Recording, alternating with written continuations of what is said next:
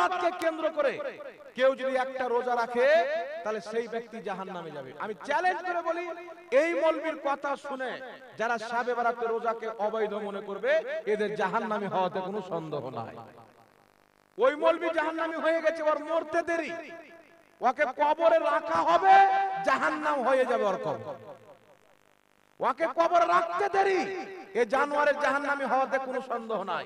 আর যদি হিম্মত থাকে সারা পৃথিবীর লামাযহাবী, অফলাইনে হলে অফলাইনে, অনলাইনে হলে অনলাইনে, মালদা জেলাতে হলে মালদা জেলায়, দিনাজপুরে হলে দিনাজপুরে, আপনার মুর্শিদাবাদে হলে মুর্শিদাবাদে, কলকাতা হলে কলকাতায়, সারা ভারতের মাটিতে হিম্মত যদি থাকে শবে বারাতকে কেন্দ্র করে চলে এসো, পর্দা ফাঁস হয়ে যাবে।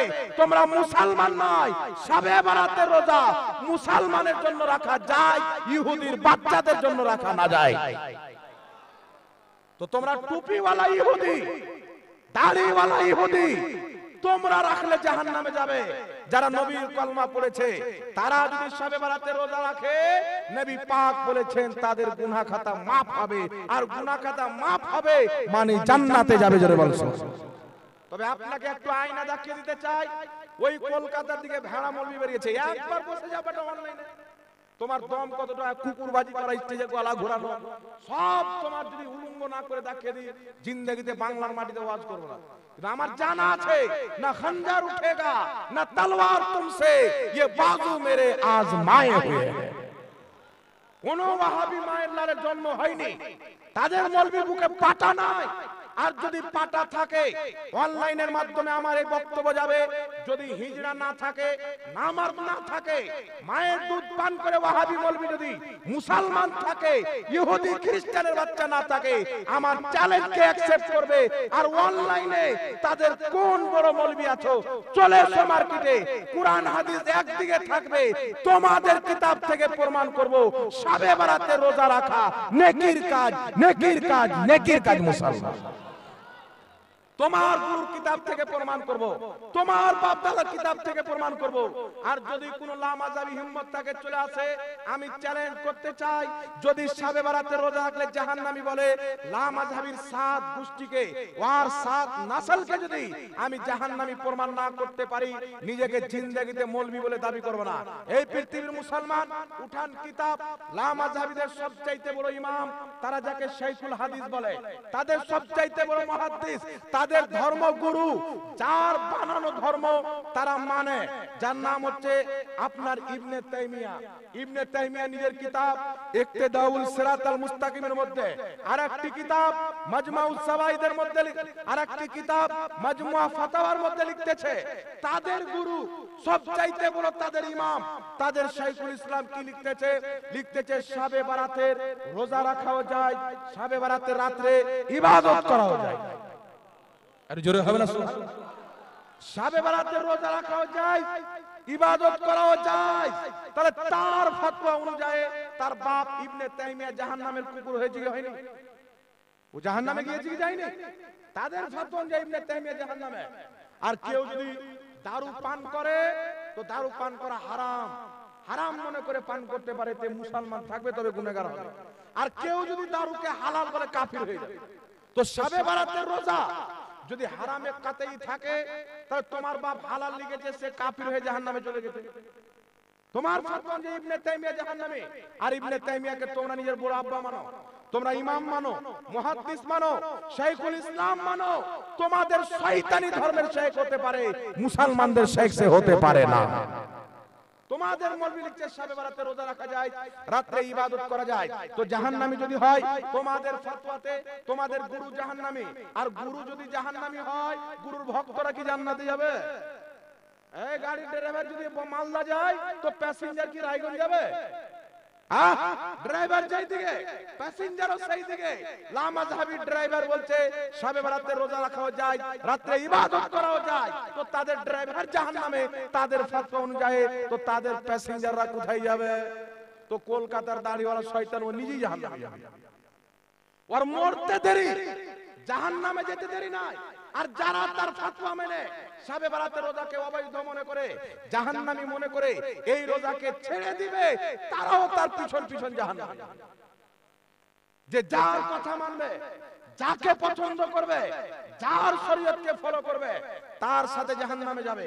তবে পৃথিবীর মুসলমান শুধু তাই নয়, চলে আসেন তাদের আরেকজন গুরু, তাদের মুহাদ্দিস, যার নাম হচ্ছে আব্দুর রহমান মুবারকপুরী, লামাযহাবী নামধারী নজদি ওয়াহাবীদের গুরু আব্দুর রহমান মুবারকপুরী তোহফাতুল আহওয়াজের মধ্যে লিখছে, শাবে বারাত এটা ইসলামে প্রমাণিত। সুবহানাল্লাহ। তাদের বড় মুহাদ্দিস আব্দুল্লাহ রূপপুরী নিজের কিতাব ফাতাওয়া আহলে হাদিস, ফাতাওয়া আহলে হাদিসের মধ্যে লিখছে, শাবে বারাতে রোজা রাখা হচ্ছে আফজাল, উত্তম সওয়াবের কাজ। একটু জোরে বলতে হবে সুবহানাল্লাহ।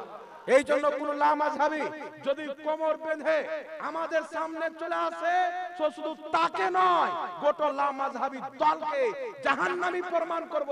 আর আল্লাহর কসম খেয়ে বলি, এই দলটা হচ্ছে জাহান্নামী দল। আর ইসলামের সাথে কোনো সম্পর্ক নাই, এর তালমেল সব আছে আমেরিকার সাথে। আমার মোবাইলে আমেরিকার পার্লামেন্টের ভিডিও আছে, যে ওয়াহাবি মতবাদকে আমরা চালু করেছি, আমরা ফান্ডিং করছি।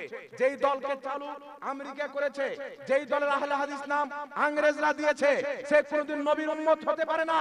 শয়তানের গোলামি করে হালাল জিনিসকে হারাম বলে, বলে নাউজুবিল্লাহ। এবার আপনাদের সম্মুখে হাদিস পড়ছি, উঠান কিতাব মিশকাতুল মাসাবি বাবু ফাজাইলে নিসফে শাবান, উক্ত অধ্যায়ের নিচে আপনার হাদিস রয়েছে। রাসূল কায়নাত সাল্লাল্লাহু আলাইহি ওয়াসাল্লাম বলেন যে সুমু নাহারাহা ওয়া কুমু লাইলাহা, শাবে বারাতে অর্ধেক শাবানের তারিখে অর্থাৎ শাবে বারাতে যেই ব্যক্তি দিনের বেলা রোজা রাখবে, রাত্রি বেলা ইবাদত করবে, আল্লাহর নবী বলছেন আল্লাহ পাক তার জীবন সমস্ত গুনাহ খাতা ক্ষমা করে দিবে। ইমাম মুল্লা আলী কারি বলছেন এই হাদিসটি হচ্ছে হাসান পর্যায়ের হাদিস। হাদিসটি হচ্ছে হাসান পর্যায়ের হাদিস। একটা নয়, দুটা নয়, একাধিক হাদিস দ্বারা প্রমাণিত, হাসান পর্যায়ের হাদিস দ্বারা প্রমাণিত, শাবে বারাতে রোজা রাখলে, রাতে ইবাদত করলে গুনাহ খাতা মাফ হবে। আর গুনাহ যদি মাফ হয়, লোকটা জান্নাতি হবে না জাহান্নামী হবে? তো নবী বলছে জান্নাতি, আর এ বেটা বলছে জাহান্নামী। তো নবীর ইসলাম মানলো না ওর বাপের তৈরি করা ইসলাম মানলো? এর চাইতে বড় বিদআত কিছু হতে পারে? নিজে বিদআতে ডুবে আছে আর মানুষের উপর বিদআত বিদআত। শুধু তাই নয়, মুসলমান কিতাবটি খুলেন, মাজমাউস সাওয়াইদ, লেখকের নাম ইমাম হাইসামি রাহমাতুল্লাহ আলাইহি। উক্ত কিতাবের মধ্যে শাবে বারাতের ফজিলতের উপরে একটি সহিহ হাদিস নিয়ে এসেছেন, যে হাদিসটি উল্লেখ করে তিনি নিজে সহিহ বলেছেন। রাসূল কায়নাত বলছেন, শাবে বারাতের রাত্রিতে, শাবানের অর্ধেক তারিখের রাত্রিতে আল্লাহ তাবারক ওয়া তাআলা নিজের শান মানের সাথে তার রহমত প্রথম আকাশে অবতীর্ণ করে, যেমন তার শানের যোগ্য।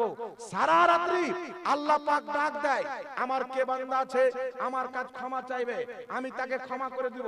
আমার কাছে রিজিক চাইবে, আমি তাকে রিজিক দিব।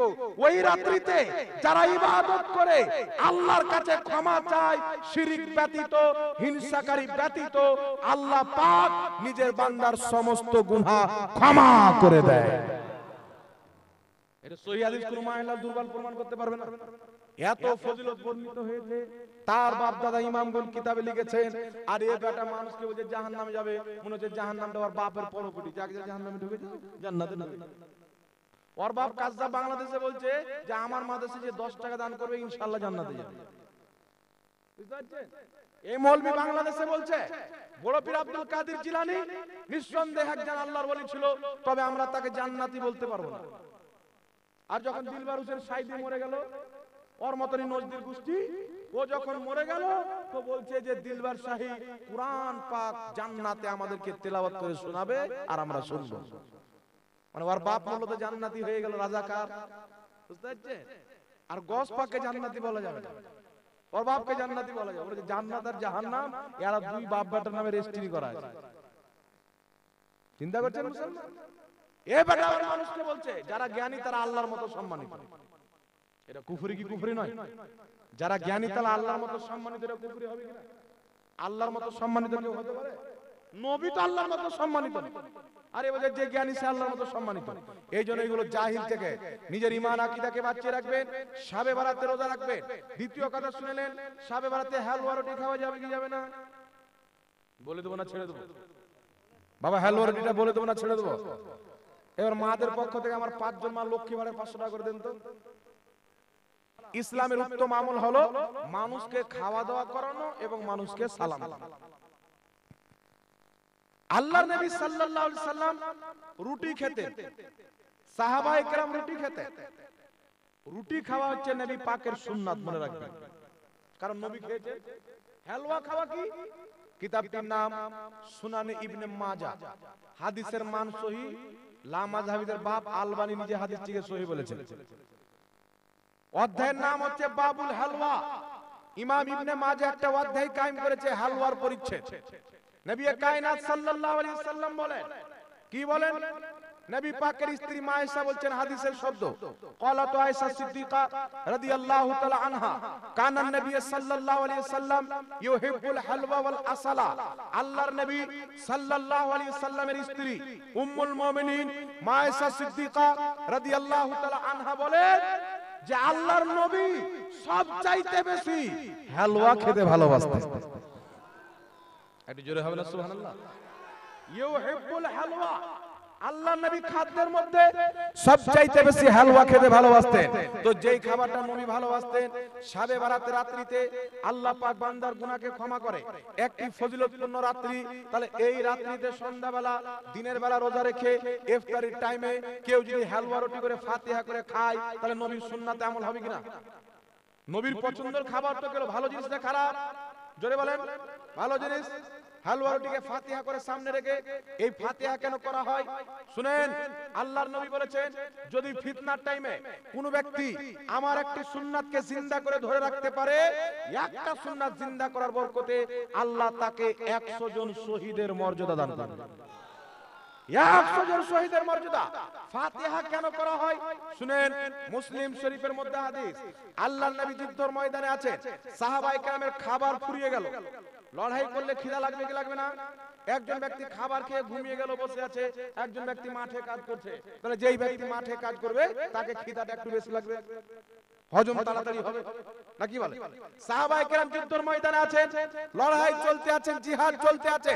খাবার যখন ফুরিয়ে গেল, একজন সাহাবী এসে বলছেন, ইয়া রাসূলুল্লাহি, ইয়া হাবিবাল্লাহ, নবী গো, খাবার ফুরিয়ে গেছে, আপনি যদি অনুমতি দেন, যেইগুলো সাওয়ারিতে চেপে আমরা সাওয়ার করতে এসেছি, সাওয়ার করে এসেছি, ওই দুই একটা সাহাবী জবাই, সাওয়ারি জবাই করে আমরা খেয়ে নিব। হুজুর আপনি অনুমতি দেন, আমরা খেয়ে নেব। রাসূল পাক বলেন, তাই করো। তো একজন আর সাহাবী বলেন, হযরত ওমর ফারুক, ইয়া রাসূলুল্লাহ, ইয়া হাবিবাল্লাহ, সাওয়ারি যদি জবাই করে খেয়ে নি, রাস্তাতে চলাফেরা করতে আমাদের সমস্যা হবে। আপনি এক কাজ করেন, আপনার সাহাবাকে বলেন, যার কাছে যা খাবার আছে তারা আপনার সামনে পেশ করে দিবে। পেশ করার পর তারা আপনার খাবার সামনে হাজির করে দিবে, আপনি একটু বরকতের দোয়া করে দিবেন, সবার হয়ে যাবে।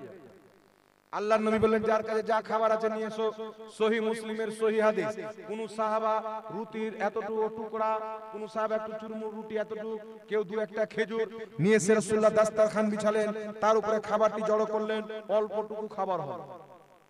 সেই খাবার আল্লাহর নবী সামনে রেখে খাবারে বরকতের জন্য নবী পাক দোয়া করে দিলেন।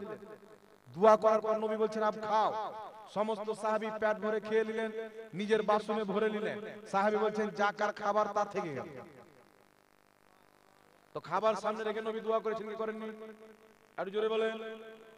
নবী নিজেই দোয়া করেছেন, সহিহ মুসলিমের হাদিস। আরেকটি কিতাব হাকিম আল মুস্তাদরাক আলা সাহিহাইনের মধ্যে সহিহ হাদিস। আল্লাহর নবীর দরবারে কেউ হালুয়া পেশ করলেন বা অন্য খাবার পেশ করলেন, নবী কায়নাত সাল্লাল্লাহু আলাইহি সাল্লাম সেই খাবারকে সামনে রেখে কিছু পাঠ করলেন। কিছু পাঠ করার পর আল্লাহর নবী খাবার সামনে রেখে দোয়া করলেন। কি পাঠ করলেন? উলামায়ে কেরাম বলছেন, পৃথিবীতে সর্বশ্রেষ্ঠ পাঠ করার কিতাব হচ্ছে কুরআনুল কারীম। সুতরাং খাবারকে সামনে রেখে কুরআন পাকের কিছু আয়াত পাঠ করে দোয়া করে দাও, নবীর সুন্নাতে আদায় হয়ে যাবে।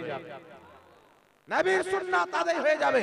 এই জন্য মুসলমান নবী পাকের চরিত্রকে যদি আঁকড়ে ধরে রাখতে পারেন, জান্নাতি হওয়াতে কোনো ব্যক্তি বাধা দিতে পারবে না। নবী পাকের খাবার, যেই খাবার নবী পছন্দ করেছেন সেই খাবারকে পছন্দ করতে হবে। যেই পোশাক নবী পছন্দ করেছেন সেই পোশাক পছন্দ করতে হবে। এখন আপনাকে বলতে চাই, নবী খাবার সামনে রেখে কিছু পাঠ করে খাবারে বরকতের জন্য দোয়া করেছেন। এখন যদি খাবার সামনে রেখে দোয়া করা হয়, এটা নাজায়েজ হবে না নবীর সুন্নাতে আমল হবে? জোরে বলে। নবীর সুন্নাতে আমল হবে, এটাকে মিটানোর চেষ্টা করা হচ্ছে। আর যখন সুন্নাত মিটানোর চেষ্টা হবে, তখন কেউ যদি একটা সুন্নাতকে জিন্দা করে রাখতে পারে, আল্লাহ পাক তাকে 100 শহীদের মর্যাদা দান করবেন। 100 জন শহীদ হয়ে যা ফজিলত পায়, আল্লাহ একটা সুন্নাত জিন্দা করাতে ওই নেকি, ওই সওয়াব আল্লাহ পাক ওই ফজিলত আপনাকে দান করবে। তাহলে বলেন, খাবার সামনে রেখে দোয়া করা যাবে কি যাবে না? তাহলে কোন পাগলা কুকুর মৌলবি যদি বলে খাবার সামনে রেখে দোয়া করা বিদআত, তো তোর বাপ মা তো বিদআতই জন্ম দিয়েছে, তুই তাছাড়া জানবি? আমাদের বাচ্চা জন্ম হলে আগে আল্লাহ বলে, পরের বাচ্চা আগে বাপ বলে, পরের বাচ্চা আগে মা বলে, এদের বাচ্চা জন্ম হলে আগে বিদআত বলে, আগে বিদআত বলো, আগে শিরক বলো, এই শিক্ষা দেওয়া হয়। তো বিদআত বলতে বলতে সুন্নাতকে পর্যন্ত বিদআত বলে দিয়েছে, আর শিরক বলতে বলতে আদম আলাইহিস সালামকে পর্যন্ত মুশরিক বলে দিয়েছে। ইবনে আব্দুল ওয়াহাব নজদি কিতাবুত তাওহীদের মধ্যে লিখেছে যে মুহাম্মদ বিন আব্দুল ওয়াহাব নজদি পর্যন্ত শিরক করেছে। এই মুহাম্মদ বিন আব্দুল ওয়াহাব নজদি লিখছে যে আদম আলাইহিস সালাম পর্যন্ত শিরক করেছে। নাউজুবিল্লাহ বলে। তাহলে নবীগণের ব্যাপারে কেউ যদি শিরককারী লেখে, তার ঈমানটা থাকবে বাবা। এই জন্য এইগুলো জামাত মুসলমানের জামাত নয়, এরা হচ্ছে ওই 72 জাহান্নামী ফিরকা, যার আলামত, যার নিশানদাহি মুহাম্মদ রাসূলুল্লাহ আমার 1450 বছর পূর্বে করে দিয়েছেন। একটু জোরে করে বলতে হবে সুবহানাল্লাহ। আরেকটি মাসলা আপনার সামনে বলবো, রজব মাসে রোজার ব্যাপারে বলে দেবো বাবা। তো 1000 টাকা করে দুজন ব্যক্তি দেন নাই। রজব মাসের 27 তারিখে নবী পাকের মিরাজ সংঘটিত হয়েছিল। ইমাম বাইহাকি, ইমাম নববী, ইমাম কাজী আয়াজ সংখ্যাগরিষ্ঠ মুহাদ্দিসিনে কেরামের মত হচ্ছে নবী পাকের মিরাজ রজব মাসের 27 তারিখে হয়েছে। রজব মাসে রোজা রাখলে নেকি আছে না গুনাহ? কিতাবটির নাম ফাজাইল আওকাত, লেখকের নাম ইমাম বাইহাকি, হাদিস নাম্বার 11। আরেকটি কিতাব শোয়েবুল ঈমান, প্রায় কমবেশ 1100 বছর পূর্বে লেখা হাদিসের কিতাব। সেই কিতাবের মধ্যে হাদিস নাম্বার 3530 উক্ত হাদিসটি উল্লেখ করে ফাজাইল আওকাতের 12 নম্বর হাদিসের নিচে ইমাম বাইহাকি লিখছেন এটি হচ্ছে ফজিলত সংক্রান্ত হাদিস, আর এই হাদিসের সনদ হচ্ছে হাসান, আর হাসান হাদিস ইসলামের দলিল। জোরে বলেন সুবহানাল্লাহ। আল্লাহর নবীর সাহাবী হযরতে সালমান ফারসি রাদিয়াল্লাহু তাআলা আনহু বলছেন যে নবী পাক বলেছেন, রজব মাসে যেই ব্যক্তি একটা রোজা রাখলো, সেই ব্যক্তি যেন 100 বছর রোজা রাখলো। রজব মাসে যেই ব্যক্তি একটা রোজা রাখলো, সে যেন 100 বছর রোজা রাখলো। আর যেই ব্যক্তি রজব মাসে এক রাত ইবাদত করলো, সে যেন 100 বছর ইবাদত করলো। একটু জোরে হবে না সুবহানাল্লাহ। এটা নবী পাকের হাদিস। ওয়াহাবিরা তো নবীর দেওয়া ইসলাম মানে না, তারা তাদের মোল্লার দেওয়া আমেরিকা, ইসরায়েল, খ্রিস্টানদের দেওয়া ইসলাম মানে। এই অবৈধ ইসলাম থেকে বাঁচতে হবে, রাসূলের পাকের দেওয়া ইসলাম দ্বীনকে গ্রহণ করতে হবে। আল্লাহ পাক আমাদেরকে শাবে মেরাজ, শাবে বারাতে রোজা রাখার তৌফিক দান করুক। সকলে বলুন আল্লাহুম্মা আমিন। যাই হোক, না না মাইকের অবস্থা বেশিক্ষণ বললে আবার জালসাই বন্ধ করে দিতে হবে, খুব কষ্ট, শক্তি দিয়ে বলতে।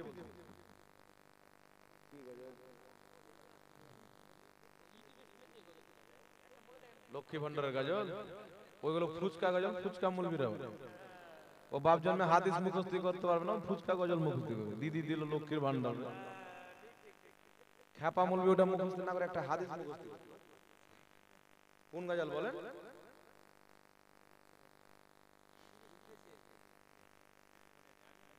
মনে নাই তো শুনেছিলেন না, ইন্না লিল্লাহি ওয়া ইন্না ইলাইহি রাজিউন। যাক, অনেক আপনারা দান দিলেন। লাস্ট একটা আপনারা 5 টাকা 10 টাকা করে যার কাছে যা আছে, শেষ দোয়া সকলের বাপ মা আত্মীয় স্বজন নামে দোয়া হবে। আল্লাহর নবী বলেছেন, মুআজামুল কাবীর লিতাবরানির মধ্যে সহিহ হাদিস, মাজমুজ জাওয়াইদের মধ্যে ইমাম হাইসামি হাদিসটিকে সহিহ বলেছেন। আল্লাহর নবী বলেছেন, যেখানে মুসলমান একত্রিত হয়ে সবাই মিলে হাতকে উত্তোলন করে, একজন দোয়া করে, বাকি সবাই আমিন বলে, তারা দোয়াকারী যা চায় আল্লাহর প্রতি তা দেওয়া ওয়াজিব হয়ে যায়। তো সবাই মিলে দোয়া করবে, একজন দোয়া করে বাকি সবাই আমিন বলবে। নবী পাক ইসলাম এটা বৈধ করেছে। কিন্তু কিছু ওয়াহাবি মৌলবি আছে যে সম্মিলিত দোয়া করা যাবে না, এই তো ইহুদির বাচ্চা, এ তো মুসলমান নয়, হিন্দু খ্রিস্টানের বাচ্চা। তো এদের থেকে আল্লাহ হিফাজত করুক। সকলে বলুন আল্লাহুম্মা আমিন। এই জন্য শেষ দোয়া আমরা সবাই মিলে করব, সম্মিলিত দোয়া করলে কবুল হয়, আল্লাহর নবী বলেছেন। তো আপনারা 5 টাকা 10 টাকা যে যা পারেন, স্যার একটু ঘুরেন, নেকি পাবেন, ঘুরেন মসজিদের জন্য যান। ঢালকে মুস্তাফা